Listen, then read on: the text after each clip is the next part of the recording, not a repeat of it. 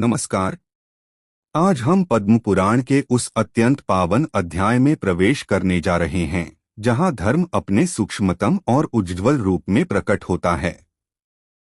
यह कथा केवल उपदेश नहीं है, बल्कि जीवन को शुद्ध करने वाली 5 महान साधनाओं पितृभक्ति, पतिव्रत्य, समता, अद्रोह और विष्णु भक्ति का सजीव दर्शन कराती है।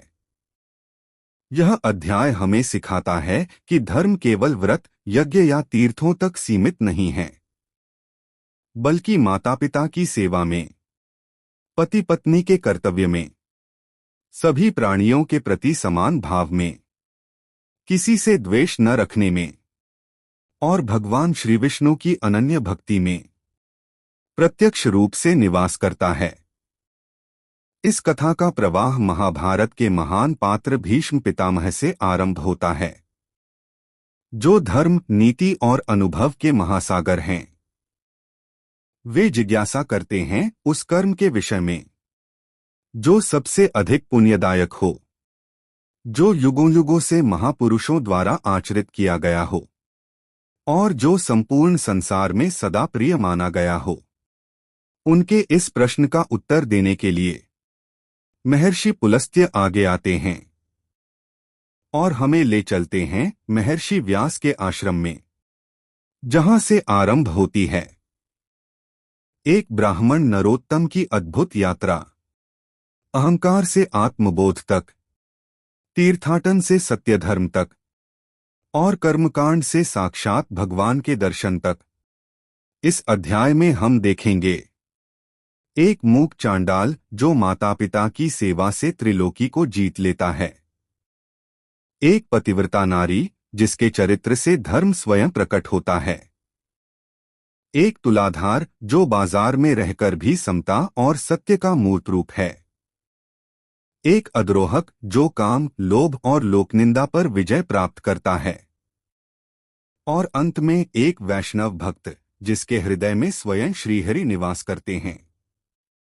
यह कथा हमें यह भी स्मरण कराती है कि भगवान वहां नहीं होते जहां केवल आडंबर हो, भगवान वहां होते हैं जहां सदाचार है। तो आइए मन को शांत कर, हृदय में श्रद्धा और विवेक को जागृत कर, हम इस दिव्य अध्याय का श्रवण आरंभ करें।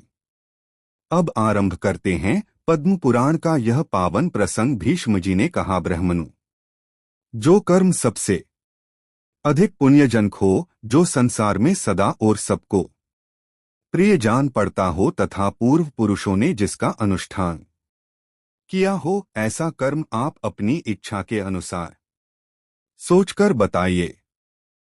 पुलस्त्य जी बोले, राजन, एक समय की बात है, व्यास जी की शिष्यमंडली के समस्त द्विज आदरपूर्वक उन्हें प्रणाम करके धर्म की बात पूछने लगे, ठीक इसी तरह जैसे तुम मुझसे पूछते हो। द्विजों ने पूछा, गुरुदेव, संसार में पुण्य से भी पुण्यतम और सब धर्मों में उत्तम कर्म क्या है? किसका अनुष्ठान करके मनुष्य अक्षय पद को प्राप्त करते हैं? मर्त्यलोक में निवास करने वाले छोटे बड़े सभी वर्णों के लोग जिसका अनुष्ठान कर सकें। व्यास जी बोले, शिष्यगण, मैं तुम लोगों को 5 धर्मे के आख्यान सुनाऊंगा।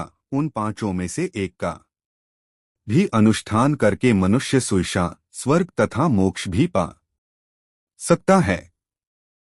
माता पिता की पूजा, पति की सेवा, सबके प्रति समान भाव, मित्रों से द्रोह न करना और भगवान श्री विष्णु का भजन करना, ये 5 महायज्ञ हैं।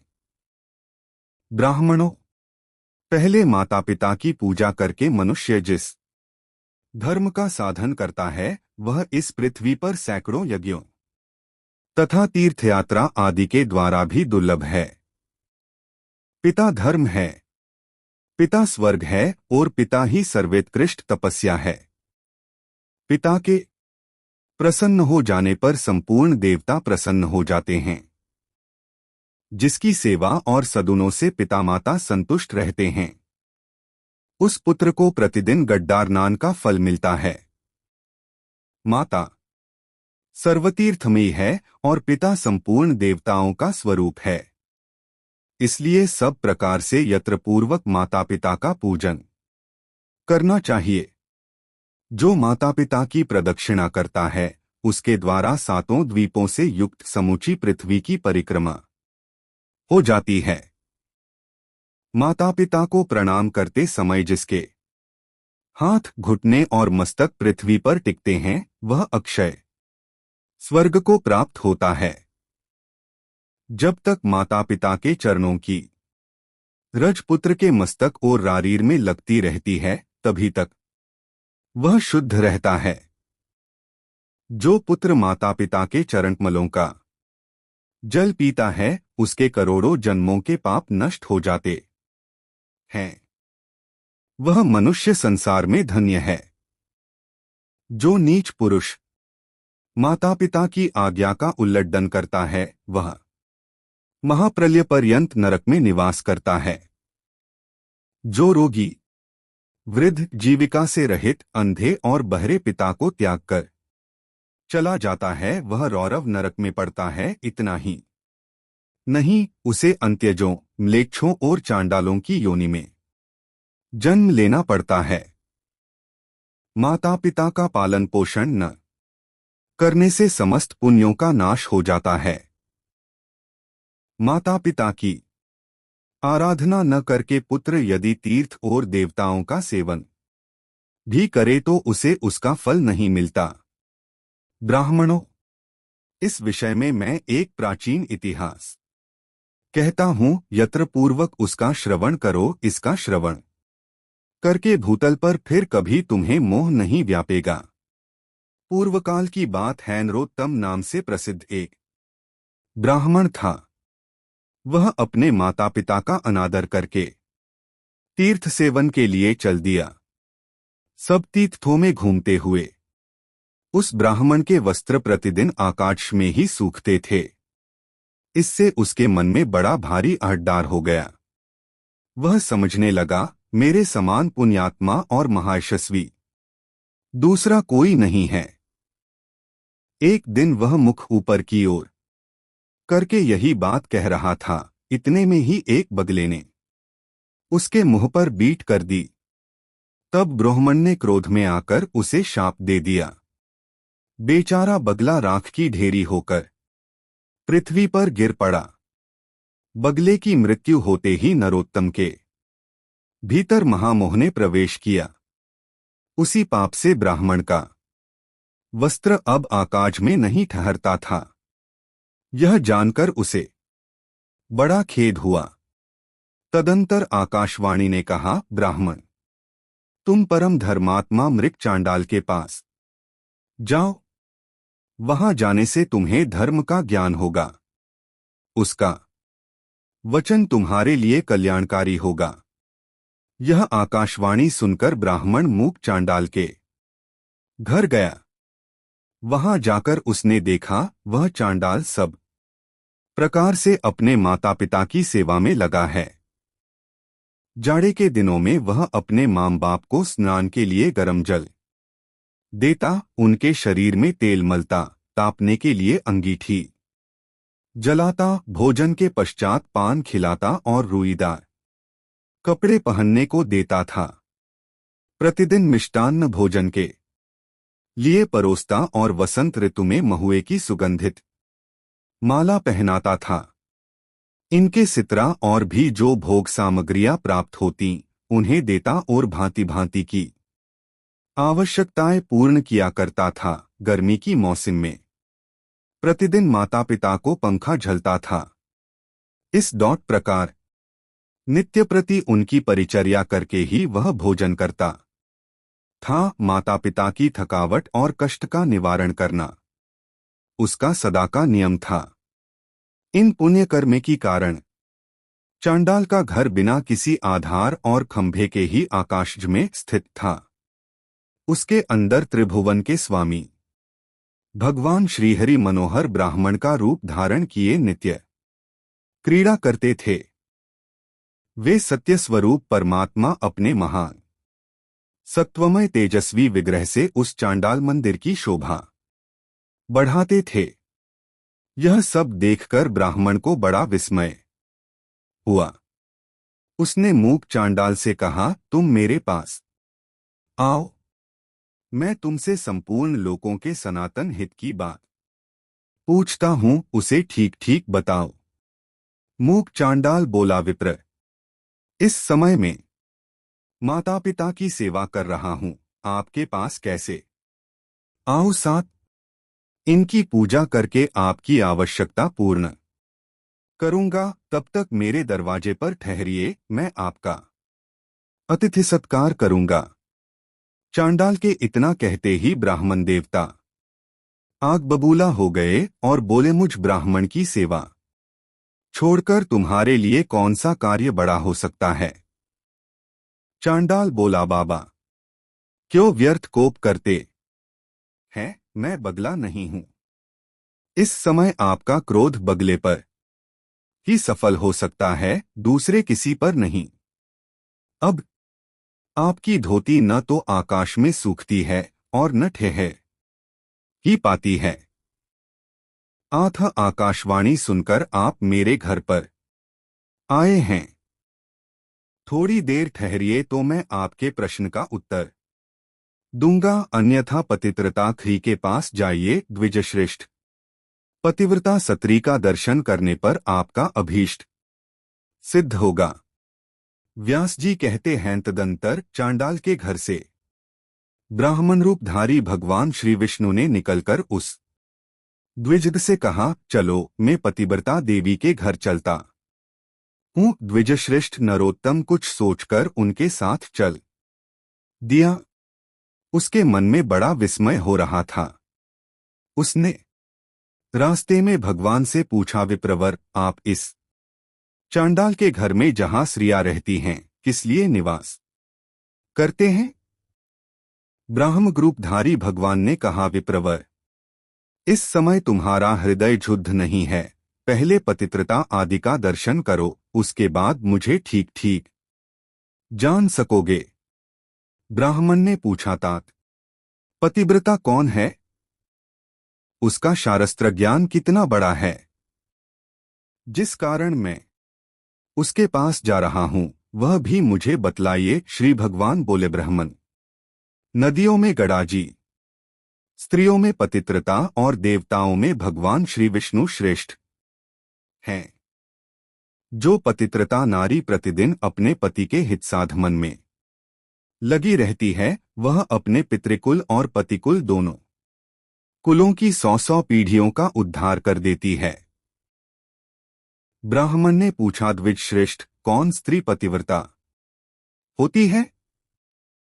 पतिव्रता का क्या लक्षण है?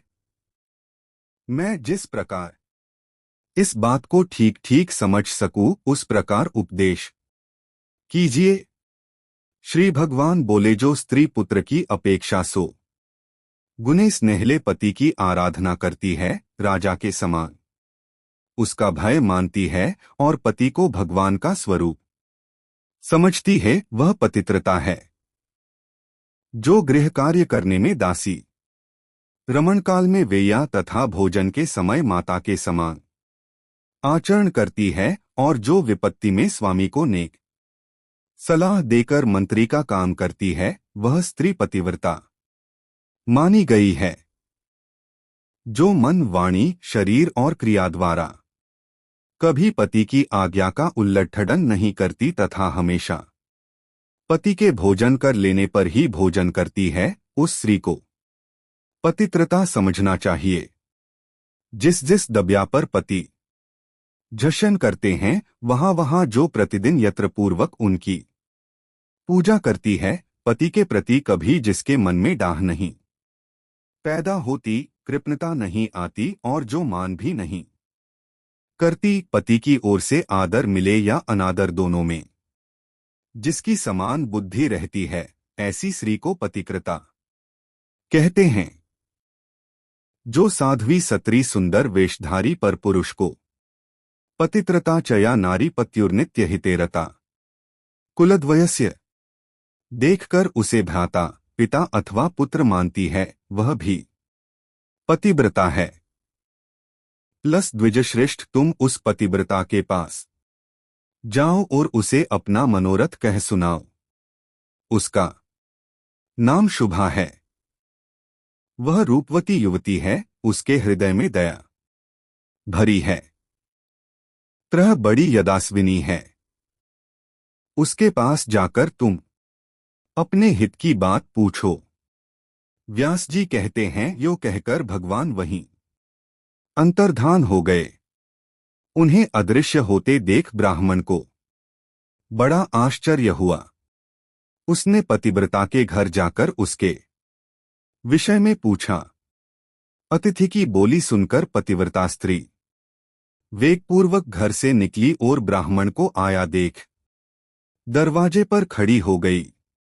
ब्राह्मण ने उसे देखकर प्रसन्नतापूर्वक उससे कहा, देवी, तुमने जैसा देखा और समझा है उसके अनुसार स्वयं ही सोचकर मेरे लिए प्रिय और हित की बात बताओ। पतिव्रता बोली, ब्रह्मनु, इस समय मुझे पतिदेव की पूजा करनी है, आथ अवकाश नहीं है, इसलिए आपका कार्य पीछे करूंगी। इस समय मेरा आतिथ्य ग्रहण कीजिए। ब्राह्मण बोला, कल्याणी, मेरे शरीर में इस समय भूख, प्यास और थकावट नहीं है। मुझे अभीष्ट बात बताओ, नहीं तो तुम्हें शाप दे दूंगा। तब उस पतिव्रता ने भी कहा, द्विजश्रेष्ठ, मैं बगला नहीं हूं, आप धर्मतुलाधार के पास जाइए और उन्हीं से अपने हित की बात पूछिए। यों कहकर वह महाभागा पतिव्रता घर के भीतर चली गई। तब ब्राह्मण ने चांडाल के घर की भांति वहां भी विप्ररूपधारी भगवान को उपस्थित देखा। उन्हें देखकर वह बड़े विस्मय में पड़ा और कुछ सोच विचार कर उनके समीप गया।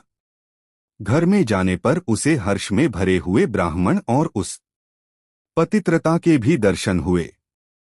उन्हें देखकर नरोत्तम ब्राह्मण ने कहा, तात, देशांतर में जो घटना घटी थी उसे इस पतिव्रता देवी ने भी बता दिया और चांडाल ने तो बताया ही था। ये लोग उस घटना को कैसे जानते हैं? इस बात को लेकर मुझे बड़ा विस्मय हो रहा है। इससे बढ़कर महान आश्चर्य और क्या हो सकता है? श्री भगवान बोले, तात, महात्मा पुरुष अत्यंत पुण्य और सदाचार के बल पर सबका कारण जान लेते हैं, जिससे तुम्हें विस्मय हुआ है। मुने, बताओ, इस समय उस पतिव्रता ने तुमसे क्या कहा है? ब्राह्मण ने कहा, वह तो मुझे धर्मतुलाधार से प्रश्न करने के लिए उपदेश देती है।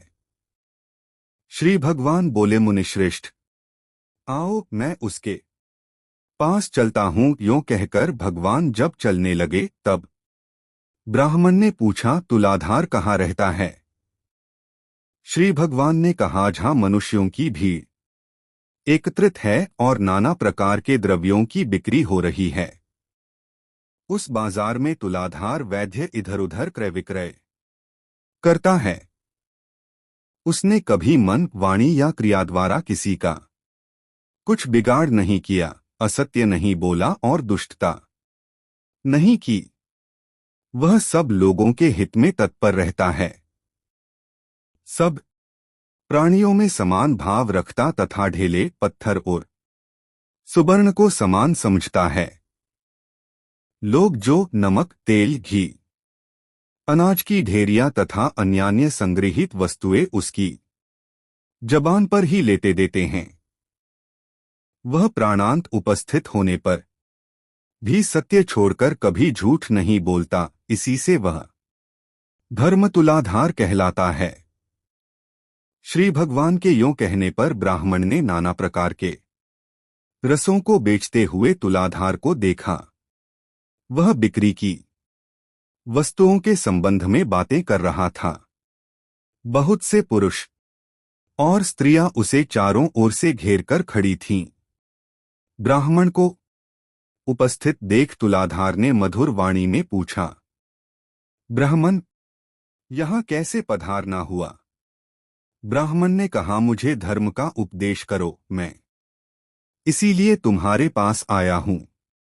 तुलाधार बोला, विप्रवर, जब तक लोग मेरे पास रहेंगे तब तक मैं निश्चिंत नहीं हो सकूंगा। पहर भर रात तक यही हालत रहेगी। अतः आप मेरा उपदेश मानकर धर्माकर के पास जाइए। बगले की मृत्यु से होने वाला दोष और आकाश में धोती सुखाने का रहस्य, सभी बातें आगे आपको मालूम हो जाएंगी। धर्माकर का नाम अद्रोहक है। वे बड़े सज्जन हैं, उनके पास जाइए। वहां उनके उपदेश से आपकी कामना सफल होगी। यों कहकर तुलाधार खरीद बिक्री में लग गया। नरोत्तम ने विप्ररूपधारी भगवान से पूछा, तात, अब मैं तुलाधार के कथनानुसार सज्जन अद्रोहक के पास जाऊंगा, परंतु मैं उनका घर नहीं जानता। श्री भगवान बोले, चलो, मैं तुम्हारे साथ उनके घर चलेंगा। तदंतर मार्ग में जाते हुए भगवानों से ब्राह्मण ने पूछा, तात, तुलाधार न तो देवताओं एवं ऋषियों का और न पितरों का ही तर्पण करता है, फिर देशांतर में संघटित हुए मेरे वृत्तांत को वह कैसे जानता है? इससे मुझे बड़ा विस्मय होता है।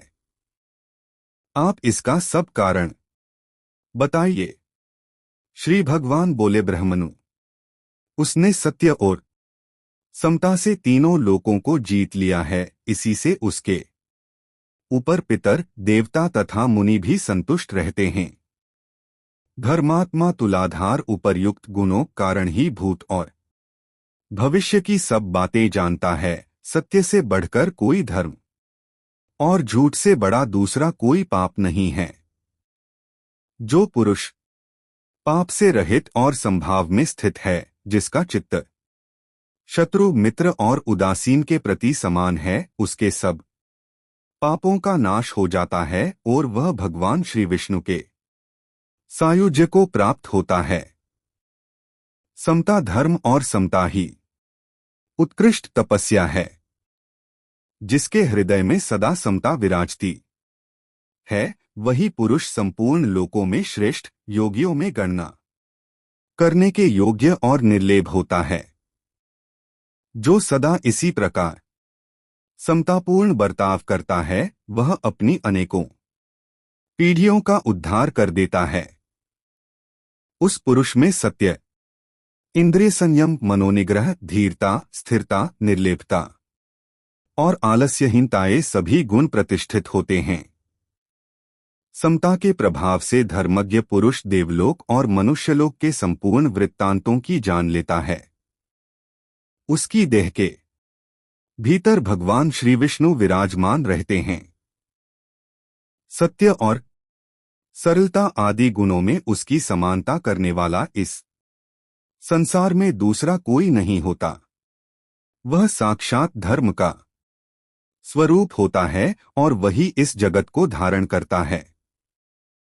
ब्राह्मण ने कहा, विप्रवर, आपकी कृपा से मुझे तुलाधार के सर्वज्ञ होने का कारण ज्ञात हो गया। अब अद्रोह का जो तवृत्तांत हो वह मुझे बताइए।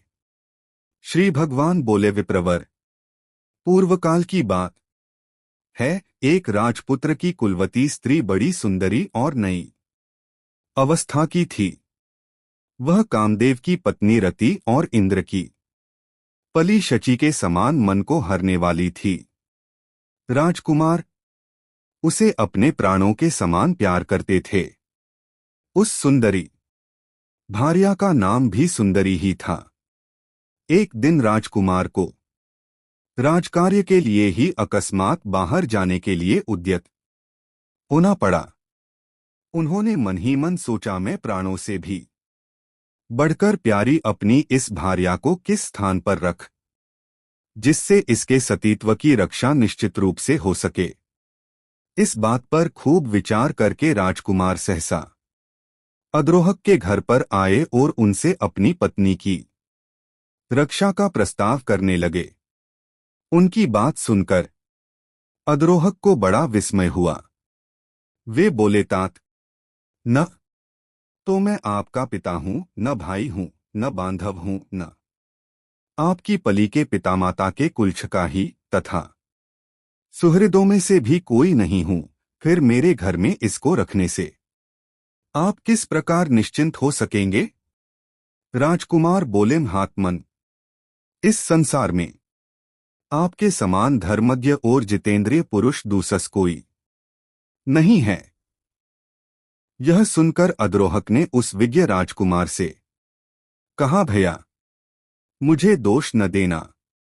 इस त्रिभुवन मोहिनी भार्या की रक्षा करने में कौन पुरुष समर्थ हो सकता है? राजपुत्र ने कहा, मैं सब बातों का भली भांति विचार करके ही आपके पास आया हूं। यह आपके घर में रहे, अब मैं जाता हूं। राजकुमार के यूं कहने पर वे फिर बोले, भैया, इस शोभा संपन्न नगर में बहुतेरे कामी पुरुष भरे पड़े हैं। यहां किसी स्त्री के सतीत्व की रक्षा कैसे हो सकती है? राजकुमार पुनः बोले, जैसे भी हो, रक्षा कीजिए। मैं तो अब जाता हूं। गृहस्थ अद्रोहक ने धर्म संकट में पड़कर कहा, तात, मैं उचित और हितकारी समझकर इसके साथ सदा अनुचित बर्ताव करूंगा और उसी अवस्था में ऐसी स्त्री सदा मेरे घर में सुरक्षित रह सकती है। अन्यथा इस अरक्ष्य वस्तु की रक्षा के लिए आप ही कोई अनुकूल और प्रिय उपाय बतलाइए। इसे मेरी शब्या पर मेरे एक और मेरी खसरी के साथ शयन करना होगा। फिर भी यदि आप इसे अपनी वल्लभा समझें तब तो यह रह सकती है, नहीं तो यहां से चली जाए। यह सुनकर राजकुमार ने एक क्षण तक कुछ विचार किया, फिर बोले, तात, मुझे आपकी बात स्वीकार है। आपको जो अनुकूल जान पड़े वही कीजिए। ऐसा कहकर राजकुमार अपनी पली से बोले, सुंदरी, तुम इनके कथनानुसार सब कार्य करना, तुम पर कोई दोष नहीं आएगा। इसके लिए मेरी आज्ञा है। यों कहकर वे अपने पिता महाराज के आदेश से गंतव्य स्थान को चले गए। तदंतर रात में अद्रोहक ने जैसा कहा था वैसा ही किया। वे धर्मात्मा नित्य प्रति दोनों स्त्रियों के बीच में शयन करते थे। फिर भी वे अपनी और पराई स्त्री के विषय में कभी धर्म से विचलित नहीं होते थे। अपनी ख्री के स्पर्श से ही उनके मन में कामोपभोग की इच्छा होती थी। इधर राजकुमार की स्त्री के स्तन भी बार बार उनकी पीठ में लग जाते थे, किंतु उसका उनके प्रति वैसा ही भाव होता था जैसा बालक पुत्र का माता के स्तनों के प्रति होता है। वे प्रतिदिन उसके प्रति मातृभाव को ही दृढ़ रखते थे। क्रमशः उनके हृदय से खी संभोग की इच्छा ही जाती रही। इस प्रकार 6 मास व्यतीत होने पर राजकुमारी के पति अद्रोहक के नगर में आए। उन्होंने लोगों से अद्रोहक तथा अपनी स्त्री के बर्ताव के संबंध में पूछा। लोगों ने भी अपनी अपनी रुचि के अनुसार उत्तर दिया। कोई राजकुमार के प्रबंध को उत्तम बताते थे। कुछ नौजवान उनकी बात सुनकर आश्चर्य में पड़ जाते थे और कुछ लोग इस प्रकार उत्तर देते थे, भाई, तुमने अपनी स्त्री उसे सौंप दी है और वह उसी के साथ शयन करता है। स्त्री और पुरुष में एकत्र संसर्ग होने पर दोनों के मन शांत कैसे रह सकते हैं? अद्रोहक ने अपने धर्माचरण के बल से लोगों की कुत्सित चर्चा सुन ली। तब उनके मन में लोकनिंदा से मुक्त होने का शुभ संकल्प प्रकट हुआ। उन्होंने स्वयं लकड़ी एकत्रित करके एक बहुत बड़ी चिता बनाई और उसमें आग लगा दी।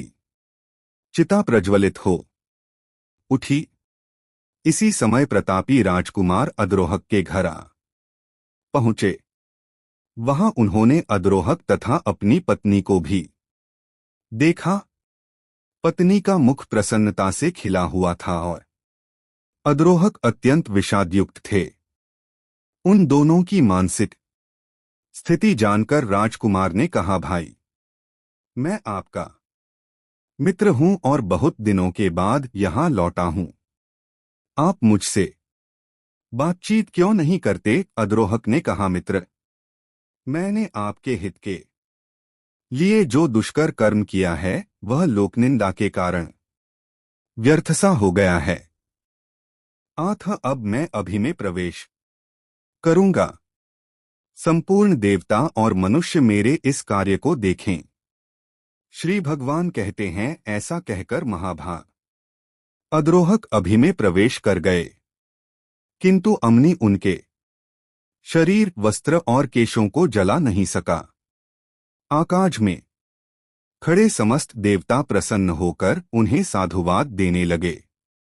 सबने चारों ओर से उनके मस्तक पर फूलों की वर्षा की। जिन जिन लोगों ने राजकुमार की पत्नी और अद्रोहक के संबंध में कलड्डपूर्ण नात कही थी, उनके मुंह पर नाना प्रकार की कोढ़ हो गई। देवताओं ने वहां उपस्थित हो अद्रोहक को आग से खींचकर बाहर निकाला और प्रसन्नतापूर्वक दिव्य पुष्पों से उनका पूजन किया। उनका चरित्र सुनकर मुनियों को भी बड़ा विस्मय हुआ। समस्त मुनिवरों तथा विभिन्न वर्णों के मनुष्यों ने उन महातेजस्वी महात्मा का पूजन किया और उन्होंने भी सबका विशेष आदर किया। उस समय देवताओं, असुरों और मनुष्यों ने मिलकर उनका नाम सज्जनाद्रोहक रखा।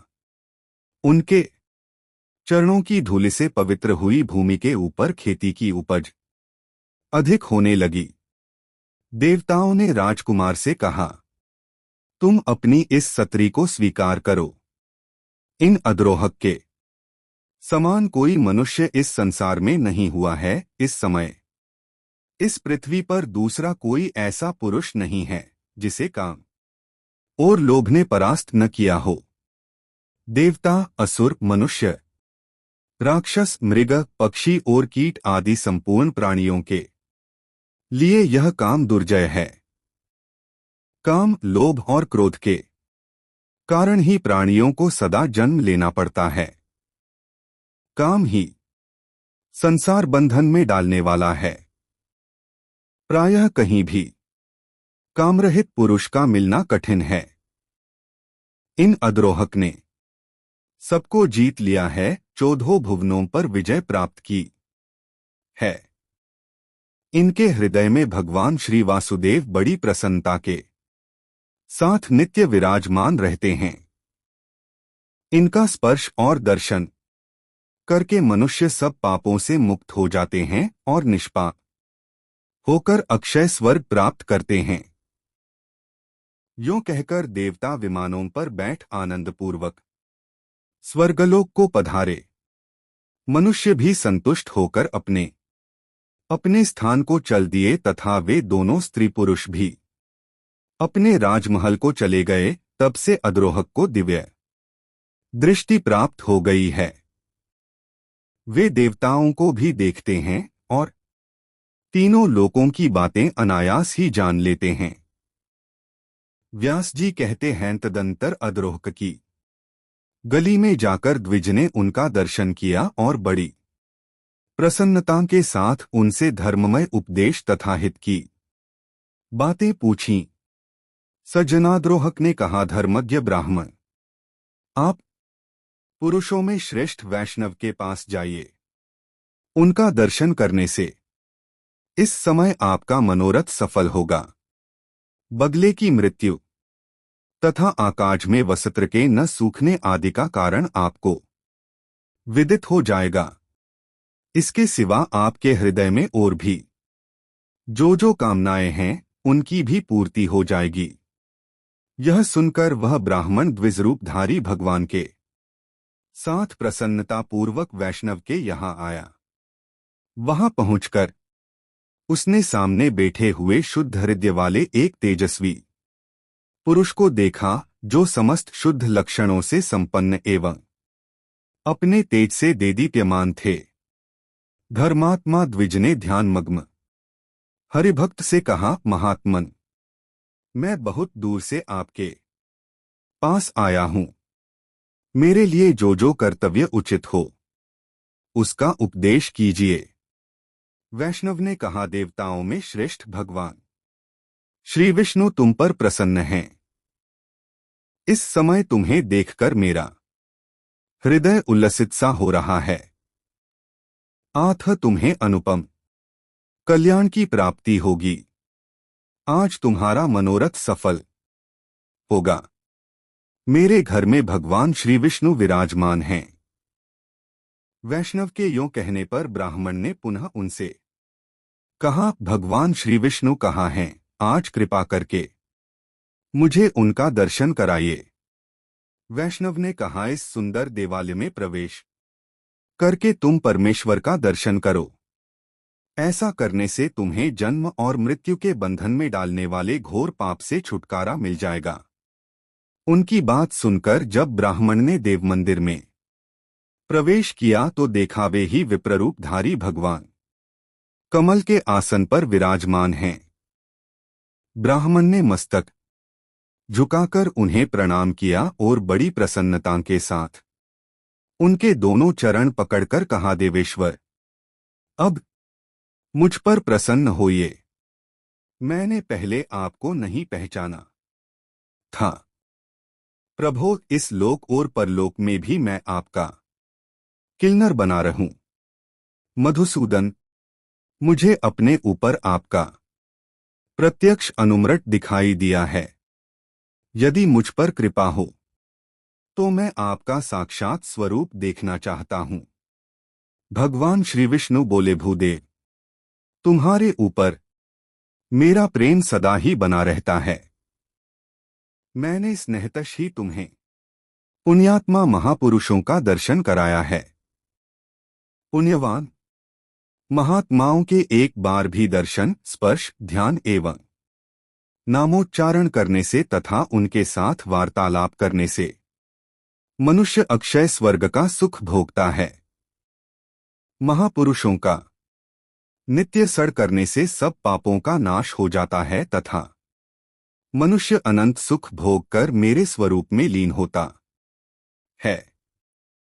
जो मनुष्य पुण्य तीर्थे में स्नान करके षड्दर्जी तथा पुण्यात्मा पुरुषों के आश्रम का दर्शन करता है, वह भी मेरे शरीर में लीन हो जाता है।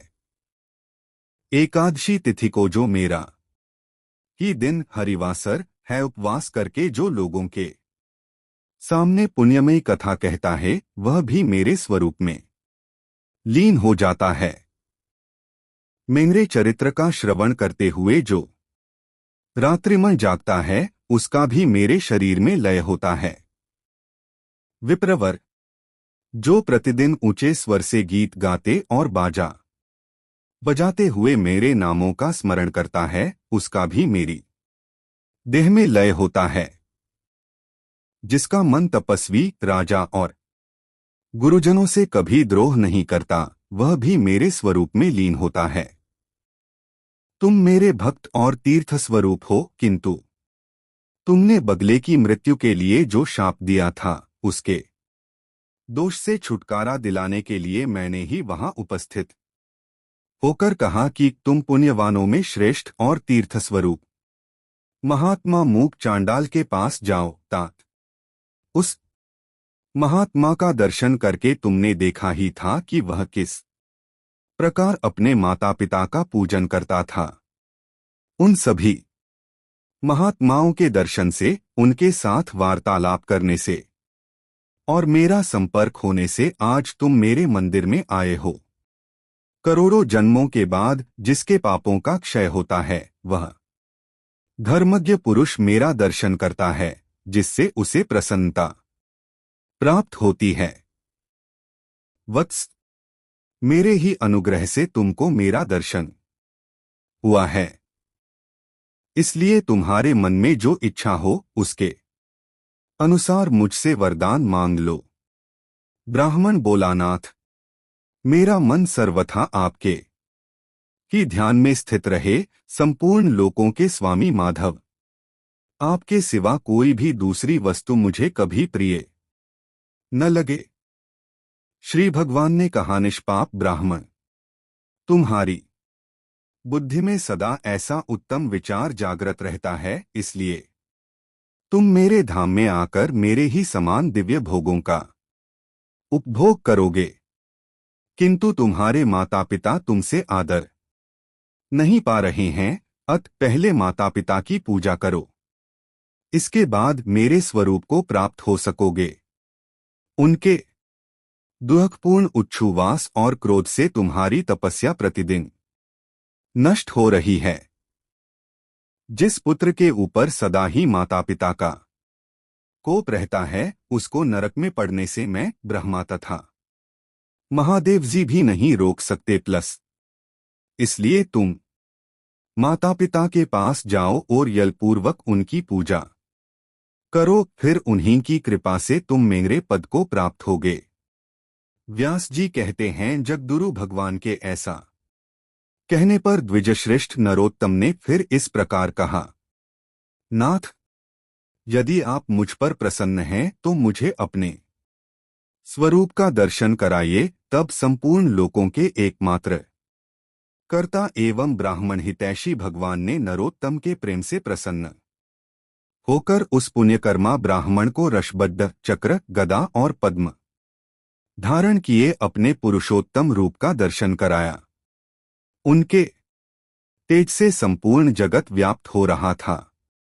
ब्राह्मण ने दंड की भांति धरती पर गिरकर भगवान को प्रणाम किया और कहा, जगदीश्वर, आज मेरा जन्म सफल हुआ, आज मेरे नेत्र कल्याणमय हो गए, इस समय मेरे दोनों हाथ प्रशस्त हो गए, आज मैं भी धन्य हो गया। मेरे पूर्वज सनातन ब्रह्मलोक को जा रहे हैं। जनार्दन, आज आपकी कृपा से मेरे बंधु बांधव आनंदित हो रहे हैं। इस समय मेरे सभी मनोरथ सिद्ध हो गए। किंतु नाथ, मूक, चांडाल आदि ज्ञानी महात्माओं की बात सोचकर मुझे बड़ा विस्मय हो रहा है। भला वे लोग देशांतर में होने वाले मेरे वृत्तांत को कैसे जानते हैं? मूक चांडाल के घर में आप अत्यंत सुंदर ब्राह्मण का रूप धारण किए विराजमान थे, इसी प्रकार पतित्रता के घर में तुलाधार के यहाँ मित्राद्रोहक के भवन में तथा इन वैष्णव महात्मा के मंदिर में भी आपका दर्शन हुआ है। इन सब बातों का यथार्थ रहस्य क्या है? मुझ पर अनुग्रह करके बताइए। श्री भगवान ने कहा, विप्रवर, मूक चांडाल सदा अपने माता पिता में भक्ति रखता है। शुभा देवी पतित्रता है। तुलाधार सत्यवादी है और सब लोगों के प्रति समान भाव रखता है। अद्रोहक ने लोभ और काम पर विजय पाई है तथा वैष्णव मेरा अनन्य भक्त है।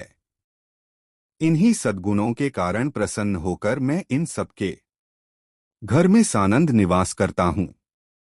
मेरे साथ सरस्वती और लक्ष्मी भी इन लोगों के यहाँ मौजूद रहती हैं। मूक चांडाल त्रिभुवन में सबका कल्याण करने वाला है। चांडाल होने पर भी वह सदाचार में स्थित है, इसलिए देवता उसे ब्राह्मण मानते हैं। पुण्यकर्म द्वारा मूक चांडाल की समानता करने वाला इस संसार में दूसरा कोई नहीं है। वह सदा माता पिता की भक्ति में संलग्न रहता है। उसने अपनी इस भक्ति के बल से तीनों लोकों को जीत लिया है। उसकी माता पिता के प्रति भक्ति देखकर मैं बहुत संतुष्ट रहता हूँ और इसीलिए उसके घर के भीतर आकाश में संपूर्ण देवताओं के साथ ब्राह्मण रूप से निवास करता हूँ। इसी प्रकार मैं उस पतिव्रता के, तुलाधार के, अद्रोहक के और इस वैष्णव के घर में भी सदा निवास करता हूँ। धर्मज्ञ, एक मुहूर्त के लिए भी मैं इन लोगों का घर नहीं छोड़ता। जो पुण्यात्मा हैं वे ही मेरा प्रतिदिन दर्शन पाते हैं, दूसरे पापी मनुष्य नहीं। तुमने अपने पुण्य के प्रभाव से और मेरे अनुग्रह के कारण मेरा दर्शन किया है। अब मैं क्रमशः उन महात्माओं के सदाचार का वर्णन करूंगा, तुम ध्यान देकर सुनो। ऐसे वर्णनों को सुनकर मनुष्य जन्म और मृत्यु के बंधन से सर्वथा मुक्त हो जाता है। देवताओं में भी पिता और माता से बढ़कर तीर्थ नहीं है। जिसने माता पिता की आराधना की है वही पुरुषों में श्रेष्ठ है। वह मेरे हृदय में रहता है और मैं उसके हृदय में। हम दोनों में कोई अंतर नहीं रह जाता। इहलोक और परलोक में भी वह मेरे ही समान पूज्य है। वह अपने समस्त बंधु बांधवों के साथ मेरे रमणीय धाम में पहुंचकर मुझ में ही लीन हो जाता है। माता पिता की आराधना के बल से ही वह नरश्रेष्ठ मूक चांडाल तीनों लोकों की बातें जानता है। फिर इस विषय में तुम्हें विस्मय क्यों हो रहा है? ब्राह्मण ने पूछा। गदीधर मोह और अज्ञानवश पहले माता पिता की आराधना न करके फिर भले बुरे का ज्ञान होने पर यदि मनुष्य पुनः माता पिता की सेवा करना चाहे तो उसके लिए क्या कर्तव्य है? श्री भगवान बोले, विप्रवर, 1 वर्ष, 1 मास, 1 पक्ष, 1 सप्ताह अथवा 1 दिन भी जिसने माता पिता की भक्ति की है वह मेरे धाम को प्राप्त होता है, तथा जो उनके मन को कष्ट पहुंचाता है वह अवश्य नरक में पड़ता है। जिसने पहले अपने माता पिता की पूजा की हो या न की हो, यदि उनकी मृत्यु के पश्चात वह साड़ छोड़ता है तो उसे पितृभक्ति का फल मिल जाता है। जो बुद्धिमान पुत्र अपना सर्वस्व लगाकर माता पिता का श्राद्ध करता है वह जातिस्मर पूर्वजन्म की बातों को स्मरण करने वाला होता है और उसे पितृभक्ति का पूरा फल मिल जाता है। श्राद्ध से बढ़कर महान यज्ञ तीनों लोकों में दूसरा कोई नहीं है। इसमें जो कुछ दान दिया जाता है वह सब अक्षय होता है। दूसरों को जो दान दिया जाता है उसका फल 10,000 गुना होता है। अपनी जाति वालों को देने से लाख गुना, पिंडदान में लगाया हुआ धन करोड़ गुना और ब्राह्मण को देने पर वह अनंत गुना फल देने वाला बताया गया है। जो गड़गाजी के जल में ओर गया, प्रयाग, पुष्कर, काशी, सिद्धकुंड तथा गलजासागर सद्भम तीर्थ में पितरों के लिए अन्नदान करता है उसकी मुक्ति निश्चित है तथा उसके पितर अक्षय स्वर्ग प्राप्त करते हैं। उनका जन्म सफल हो जाता है। जो विशेषतः गज्जाजी में तिलमिश्रित जल के द्वारा तर्पण करता है उसे भी मोक्ष का मार्ग मिल जाता है। फिर जो पिंडदान करता है उसके लिए तो कहना ही क्या है। अमावास्या और युगादि तिथियों को तथा चंद्रमा और सूर्यग्रहण के दिन जो पार्वण श्राद्ध करता है वह अक्षय लोक का भागी होता है। उसके पितर उसे प्रिय आशीर्वाद और अनंत भोग प्रदान करके 10,000 वर्षों तक तृप्त रहते हैं। इसलिए प्रत्येक पर्व पर पुत्रों को प्रसन्नतापूर्वक पार्वण श्राद्ध करना चाहिए।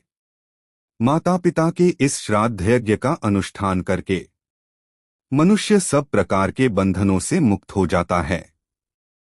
जो श्राद्ध प्रतिदिन किया जाता है उसे नित्य श्राद्ध माना गया है। जो पुरुष श्रद्धापूर्वक नित्य श्राद्ध करता है वह अक्षय लोक का उपभोग करता है। इसी प्रकार कृष्ण पक्ष में विधिपूर्वक कामे श्राद्ध का अनुष्ठान करके मनुष्य मनोवांछित फल प्राप्त करता है। आषाढ़ की पूर्णिमा के बाद जो 5वां पक्ष आता है जिसे महालय या पितृपक्ष कहते हैं, उसमें पितरों का श्राद्ध करना चाहिए। उस समय सूर्य कन्या राशि पर गए हैं या नहीं, इसका विचार नहीं करना चाहिए। जब सूर्य कन्या राशि पर स्थित होते हैं उस समय से लेकर 16 दिन उत्तम दक्षिणाओं से संपन्न यज्ञों के समान महत्व रखते हैं। उन दिनों में इस परम पवित्र कामे श्राद्ध का अनुष्ठान करना उचित है। इससे श्राद्धकर्ता का मड़भल होता है। यदि उस समय श्राद्ध न हो सके तो जब सूर्य तुला राशि पर स्थित हो उसी समय कृष्ण पक्ष आदि से उक्त श्राद्ध करना उचित है। चंद्रग्रहण के समय सभी दान भूमिदान के समान होते हैं, सभी ब्राह्मण व्यास के समान माने जाते हैं और समस्त जल गड़जा जल के तुल्य हो जाता है। चंद्रग्रहण में दिया हुआ दान और समय की अपेक्षा लाख गुना तथा सूर्यमहन 10 लाख गुना अधिक फल देने वाला बताया गया है। और यदि गड़भाजी का जल प्राप्त हो जाए तब तो चंद्रग्रहण का दान करोड़ गुना और सूर्यग्रहण में दिया हुआ दान 10 करोड़ गुना अधिक फल देने वाला होता है। विधिपूर्वक 1 लाख गोदान करने से जो फल प्राप्त होता है वह चंद्रग्रहण के समय गड़जाजी में स्नान करने से मिल जाता है। जो चंद्रमा और सूर्य के अहन में गड़भगजी के जल में डुबकी लगाता है उसे संपूर्ण तीर्थों में स्नान करने का फल प्राप्त होता है। यदि रविवार को सूर्य ग्रहण और सोमवार को चंद्रग्रहण हो तो वह चूड़ामणि नामक योग कहलाता है। उसमें स्नान और दान का अनंत फल माना गया है। उस समय पुण्य तीर्थ में पहले उपवास करके जो पुरुष पिंडदान, तर्पण तथा धनदान करता है वह सत्यलोक में प्रतिष्ठित होता है। ब्राह्मण ने पूछा, देव, आपने पिता के लिए किए जाने वाले श्राद्ध नामक महायज्ञ का वर्णन किया। अब यह बताइए कि पुत्र को पिता के जीते जी क्या करना चाहिए। कौन सा कर्म करके बुद्धिमान पुत्र को जन्म जन्मांतरों में परम कल्याण की प्राप्ति हो सकती है। ये सब बातें यत्रपूर्वक बताने की कृपा कीजिए। श्री भगवान बोले, विप्रवर, पिता को देवता के समान समझकर उनकी पूजा करनी चाहिए और पुत्र की भांति उन पर स्नेह रखना चाहिए। कभी मन से भी उनकी आज्ञा का उल्लंघन नहीं करना चाहिए। जो पुत्र रोगी पिता की भली भांति परिचर्या करता है उसे अक्षय स्वर्ग की प्राप्ति होती है और वह सदा देवताओं द्वारा पूजित होता है। पिता जब मरणासन्न होकर मृत्यु के लक्षण देख रहे हों उस समय भी उनका पूजन करके पुत्र देवताओं के समान हो जाता है। पिता की सद्ति के निमित्त विधिपूर्वक उपवास करने से जो लाभ होता है अब उसका वर्णन करता हूँ। सुनो। 1000 अश्वमेध और 100 राजसूय यज्ञ करने से जो पुण्य होता है वही पुण्य पिता के निमित्त उपवास करने से प्राप्त होता है। वही उपवास यदि तीर्थ में किया जाए तो उन दोनों यज्ञों से करोड़ गुना अधिक फल होता है। जिस श्रेष्ठ पुरुष के प्राण गड़जाजी के जल में छूटते हैं वह पुनः माता के दूध का पान नहीं करता वरम मुक्त हो जाता है। जो अपने इच्छानुसार काशी में रहकर प्राणत्याग करता है वह मनोवांछित फल भोग कर मेरे स्वरूप में लीन हो जाता है। योगयुक्त नैष्ठिक ब्रह्मचारी मुनियों को जिस गति की प्राप्ति होती है वही गति ब्रह्मपुत्र नदी की 7 धाराओं में प्राणत्याग करने वाले को मिलती है। विशेषतः अंतकाल में जो सोन नदी के उत्तर तट का आश्रय लेकर विधिपूर्वक प्राणत्याग करता है वह मेरी समानता को प्राप्त होता है। जिस मनुष्य की मृत्यु घर के भीतर होती है उस घर के छप्पर में जितनी गांठें बांधी रहती हैं उतने ही बंधन उसके शरीर में भी बंध जाते हैं। एक एक वर्ष के बाद उसका एक एक बंधन खुलता है। पुत्र और भाई बंधु देखते रह जाते हैं, किसी के द्वारा उसे उस बंधन से छुटकारा नहीं मिलता। पर्वत, जंगल, दुर्गम भूमिया, जलरहित स्थान में प्राणत्याग करने वाला मनुष्य दुर्गति को प्राप्त होता है। उसे कीड़े आदि की योनि में जन्म लेना पड़ता है। जिस मेरे हुए व्यक्ति के शव का दाह संस्कार मृत्यु के दूसरे दिन होता है, वह 60,000 वर्षों तक कुंभीपाक नरक में पड़ा रहता है। जो मनुष्य अस्पृश्य का स्पर्श करके या पतितावस्था में प्राणत्याग करता है, वह चिरकाल तक नरक में निवास करके म्लेच्छ योनि में जन्म लेता है। पुण्य से अथवा पुण्य कर्मों का अनुष्ठान करने से मर्त्यलोक निवासी सब मनुष्यों की मृत्युकन समय जैसी बुद्धि होती है, वैसी ही गति उन्हें प्राप्त होती है। पिता के मरने पर जो बलवान पुत्र उनके शरीर को कंधे पर ढोता है, उसे पग पग पर अश्वमेध यज्ञ का फल प्राप्त होता है। पुत्र को चाहिए कि वह पिता के शव को चिता पर रखकर विधिपूर्वक मंत्रोच्चारण करते हुए पहले उसके मुख में आग दे, उसके बाद संपूर्ण शरीर का दाह करे। उस समय इस प्रकार कहे, जो लोभ मोह से युक्त तथा पाप पुण्य से आच्छादित थे, उन पिताजी के इस शव का, इसके संपूर्ण अडरों का मैं दाह करता हूं, वे दिव्य लोकों में जाएं। प्लस इस प्रकार दाह करके पुत्र अस्थि संलय के लिए कुछ दिन प्रतीक्षा में व्यतीत करे। फिर यथासमय अस्थि संलय करके 10वां दिन आने पर स्नान कर गीले वस्त्र का परित्याग कर दे। फिर विद्वान पुरुष 11वें दिन एकादशाह श्राद्ध करे और प्रेत के शरीर की पुष्टि के लिए एक ब्राह्मण को भोजन कराए। उस समय वस्त्र, पीढ़ा और चरण पादुका आदि वस्तुओं का विधिपूर्वक दान करे। दशा के चौथे दिन किया जाने वाला श्राद्ध, चतुर्थाह 3 पक्ष के बाद किया जाने वाला, त्रैपाक्षिक अथवा सार्धमासिक 6 मास के भीतर होने वाला, ऊनषाणमासिक तथा वर्ष के भीतर किया जाने वाला ऊनाब्दिक श्राद्ध और इनके अतिरिक्त 12 महीनों के 12 श्राद्ध कुल 16 श्राद्ध माने गए हैं। जिसके लिए ये 16 श्राद्ध यथाशक्ति श्रद्धापूर्वक नहीं किए जाते, उसका पिशाचत्व स्थिर हो जाता है। अन्यान्य सैकड़ों श्राद्ध करने पर भी प्रेत्योनि से उसका उद्धार नहीं होता। 1 वर्ष व्यतीत होने पर विद्वान पुरुष पार्वण श्राद्ध की विधि से सपिंडीकरण नामक श्राद्ध करे। ब्राह्मण ने पूछा, केशव, तपस्वी, वनवासी और गृहस्थ ब्राह्मण यदि धन से हीन हो तो उसका पितृकार्य कैसे हो सकता है? श्री भगवान बोले, जो तृण और काष्ठ का उपार्जन करके अथवा कोड़ी कोड़ी मांगकर पितृकार्य करता है, उसके कर्म का लाख गुना अधिक फल होता है। कुछ भी न हो तो पिता की तिथि आने पर जो मनुष्य केवल गौओं को घास खिला देता है, उसे पिंडदान से भी अधिक फल प्राप्त होता है। पूर्वकाल की बात है, विराट देश में एक अत्यंत दीन मनुष्य रहता था। एक दिन पिता की तिथि आने पर वह बहुत रोया। रोने का कारण यह था कि उसके पास श्राद्धोपयोगी सभी वस्तुओं का अभाव था।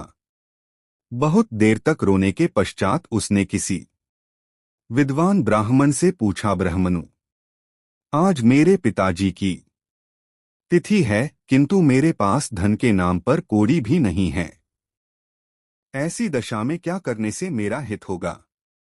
आप मुझे ऐसा उपदेश दीजिए जिससे मैं धर्म में स्थित रह सकूं। विद्वान ब्राह्मण ने कहा, तात, इस समय कुतप नामक मुहूर्त बीत रहा है, तुम शीघ्र ही वन में जाओ और पितरों के उद्देश्य से घास लाकर गो को खिला दो। तदंतर ब्राह्मण के उपदेश से वह वन में गया और घास का बोझा लेकर बड़े हर्ष के साथ पिता की तृप्ति के लिए उसे गौ को खिला दिया। इस पुण्य के प्रभाव से वह देवलोक को चला गया। पितृयज्ञ से बढ़कर दूसरा कोई धर्म नहीं है, इसलिए पूर्ण प्रयल करके अपनी दाक्ति के अनुसार मात्सर्य भाव का त्याग करके श्राद्ध करना चाहिए। जो मनुष्य लोगों के सामने इस धर्म संतान धर्म का विस्तार करने वाले अध्याय का पाठ करता है, उसे प्रत्येक लोक में गड़ाजी के जल में स्नान करने का फल प्राप्त होता है। जिसने प्रत्येक जन्म में महापातकों का संग्रह किया हो, उसका वह सारा संग्रह इस अध्याय का एक बार पाठ या श्रवण करने पर नष्ट हो जाता है।